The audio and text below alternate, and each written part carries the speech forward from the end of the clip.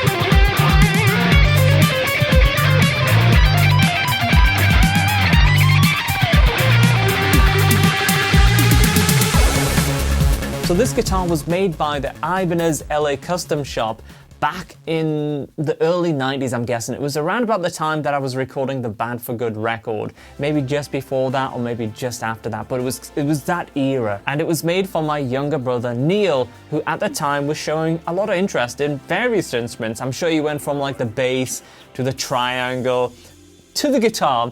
And he stuck on the guitar for a little while, so much so that we thought it would be cool to ask Ibanez to put something together for him. Neil ultimately moved away from playing guitar and actually started playing drums. And to be fair, he actually stuck at the drums for a long time and became a really, really good drummer and formed some cool bands. It's really a guitar that comes out now and again on the streams. People see it in the background. I'm like, what the hell is that thing? It's tiny. It can't sound any good, can it? But actually, it's a little badass, this guitar. It's really, really cool. So as mentioned, it was made by Ibanez, and I guess you can tell some of that influence, if we get a little close-up on this thing. It shows its influence in the headstock, I guess, the most. It's kind of RG-esque. It's got 2 single coils. Imagine this thing with like HSH. That'd be wild. And a trem. That'd be absolutely crazy. But as you can see, the switch and tone, I mean, because the guitar is so small, they have to be so like stacked together, but they do work. So let's get a little tone here.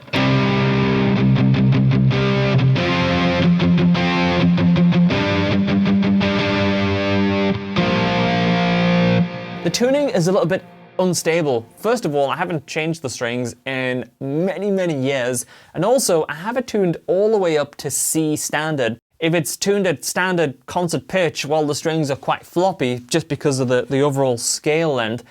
But if you tune it up to C like I have right now, even though the guitar is plays like a real guitar, because the strings are so high, there's not a lot of tension in them, so it's really difficult to bend. And to fret and stuff, it's like you have to use a little bit of force just because of the pitch of the guitar. But otherwise, it does play really well. Let's try some clean tones. I'm using the Neural DSP Quad Cortex for the tones today. And as you guys know, I've been using it on the live stream, and it's a really, really cool device. So that's what you are hearing today.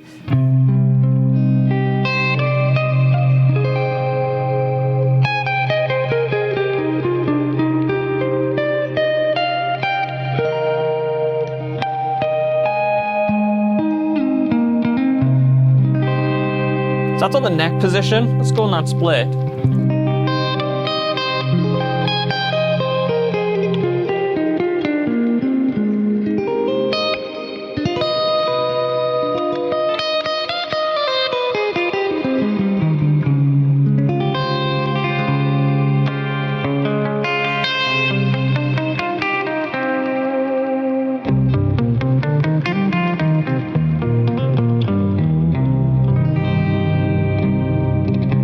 I actually really like overdrive with this Boss OC5 octaver on and the precision drive. It just makes it sound so menacing, like a little badass. It's like this little dude with a bad attitude. It's like,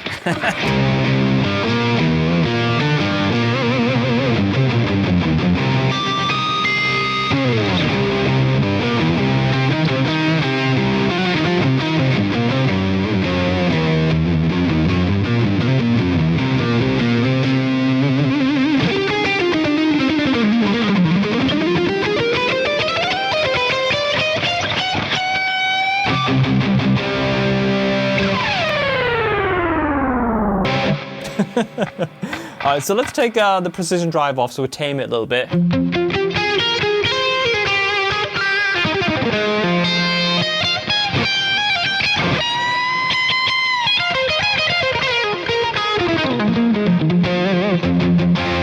Because it has those single coils and it's really, really chirpy sounding, I kind of like it. I haven't used it on a record, but I'd imagine on a future project, I might get this guitar out and do something with it. So let's take a closer look at it. So you can see that neck, specifically the headstock, it's very much Ibanez inspired. I think you can tell Ibanez built this guitar, right? I think so. It's got a bit of Ibanez influence on it. And as we get closer to that headstock, we can see that it has Neil's name put on it from Ibanez. Neil McRocklin! These volume and tone pots, these are probably swapped over from like an old gem. And you know, one thing I used to do back in the day a lot was just swap my volume pots and tone pots for different colors. It's a quick and easy way of just changing up the sort of theme and vibe of your guitar, I guess.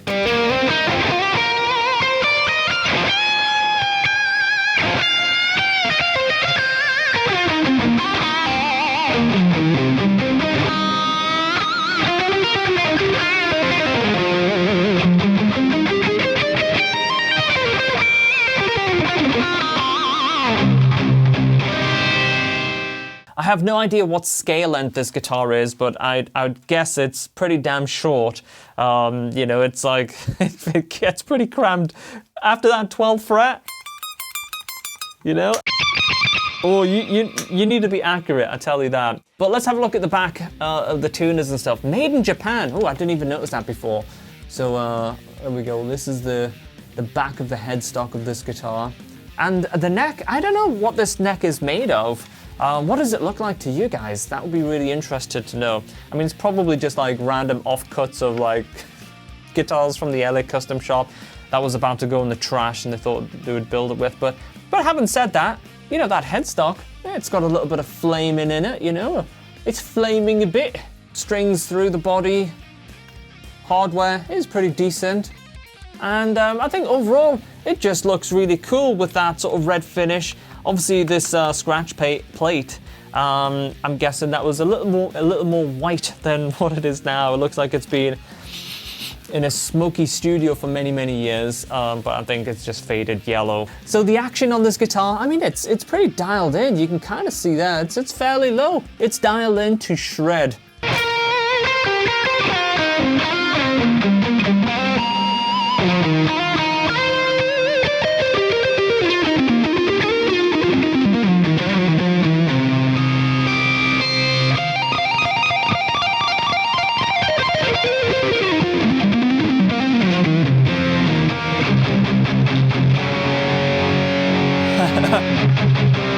It still sounds kind of funny because it's up to C standard. Yeah, that's C standard. And you know, hearing power chords from a little guitar like this, it's like it's trying to be all mean.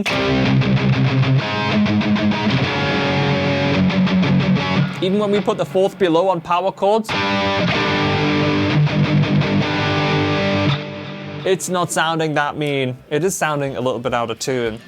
Well, there we go, guys. A very cool little custom guitar that Ibanez made back in the 90s. It's actually really well balanced when you use it with a strap. I actually have used it a couple of times during live streams. Now, speaking of live streams, this Friday I'm going to be launching the 3rd solo challenge. The first 2 solo challenge was such a blast, and of course we gave some sick Neural DSP prizes away. And I can't wait to get the 3rd one underway. It's going to be so much fun. So if you want to get involved, I'll leave some details down below on how to participate. And if you enjoyed today's video, please drop a thumbs up on it and subscribe to the channel. Thank you guys, and I'll see you real soon. Cheers.